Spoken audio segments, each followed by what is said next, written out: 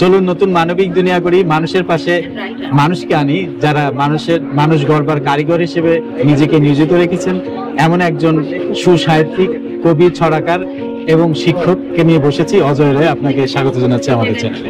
জি, আপনাকে ধন্যবাদ। আমরা দর্শক চলে যাচ্ছি, তার দুটি বই আমাদের হাতে এসেছে, ফুল ফাগুনের মেলা এবং ডাহুক পাখি ডাকে। এই দুটি বই আমরা সরাসরি চলে যেতে যাচ্ছি। এই দুটি বইয়ে কি আছে? সত্যিকার অর্থে কি আমরা কোমল প্রাণ শিশু কিশোরদেরকে মনে করি ওরা ফুল, এবং ফাগুনের প্রত্যেকটি ফুল ওরা। তো এই জন্যই এই বইটির নামকরণ করা হচ্ছে ফুল ফাগুনের মেলা এবং অপরটির নামকরণ করা হচ্ছে ডাহুক পাখি ডাকে। তো আমি আগে ফুল ফাগুনের মেলা নিয়ে কথা বলবো। তো এই বইটি একটি চমৎকার বই এবং বইটি অলঙ্করণ করা, এবং প্রতিটি কবিতার যে অন্তর্নিহিত বিষয়বস্তু রয়েছে সেগুলো কবিতার মধ্যে ফুটে উঠেছে, ছবির মাধ্যমে ফুটে উঠেছে।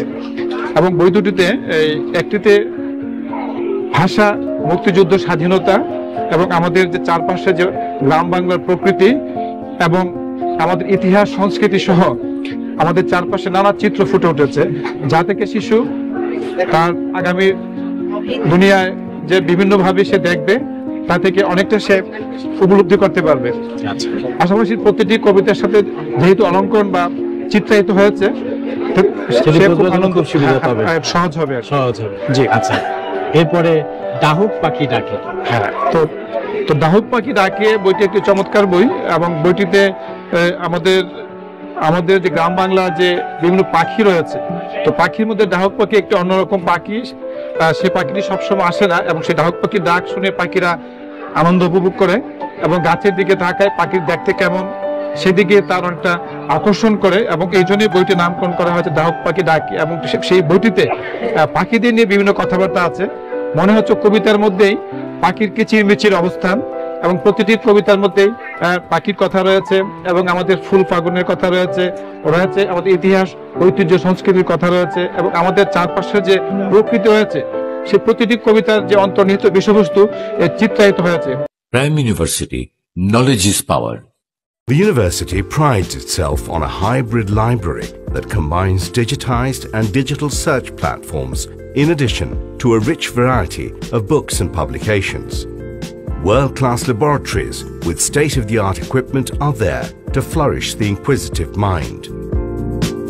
From the time they go through a well-ordered admission process, career counseling and job placement department plays a supportive role for the students. Your dreams are realized as radiant success. এবং এই দুটি বই, ফুল ফাগুনের মেলা এবং ডাহুক পাখি ডাকে, দুটি বই কিন্তু অলঙ্করণ করেছেন আমাদের বাংলাদেশের প্রখ্যাত প্রচ্ছদ শিল্পী, বাংলা একাডেমি পুরস্কার প্রাপ্ত ধ্রুবয়েশ মহোদয়। প্রতিটি বইয়ের উনি প্রচ্ছদ করেছেন, দুটি বই এবং অলঙ্করণ করেছেন। আচ্ছা, এছাড়া আপনার অন্যান্য বইগুলোর সঙ্গে একটু জেনে আসি।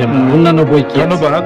আমার প্রথম প্রকাশিত বই হাওড় কন্যা, তারপর দ্বিতীয় প্রকাশিত বই হচ্ছে পাহাড়ি ঢল, এবং তারপর হচ্ছে মুক্তিযুদ্ধ বিষয়ক ছোটদের শিশুতোষ একটি রচনা ফিরে এলো না, এবং চতুর্থ বই হচ্ছে ভাষাভাষী ফাগুন আসে, এবং পঞ্চম বই হচ্ছে আমিও অন্য গ্রহের কেউ নই, এবং ষষ্ঠ বই ফুল ফাগুনের মেলা এবং ডাহুক পাখি ডাকে, সপ্তম বই।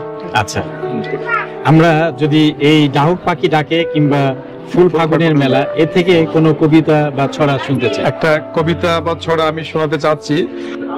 উদ্ধাকালী নদীর বাঁকে আমার বসত ঘর, আঁকা বাঁকা মেঠো পথে কেউ বা আপন পর, ঘরের পাশে বাঁশ বাগানে কানাবগির বাসা, করই গাছে চিল পাখিটির কাঁচা খড়ে ঠাসা, ছোট বড় পাখালির কিচির মিচির সুর, খুশি মনের ঘুম ভাঙে রোজ রবির আলোয় ভোর, রাতে ফোটা পুষ্প কানন সুবাস চারিদিকে, আপন বেশে রবির কিরণ দিনের কাব্য লিখে, শিশির ভেজা ভোরবেলাতে উদ্ধাকালীর বাঁকে সবুজ পাতা আড়াল করে ডাহুক পাখি ডাকে।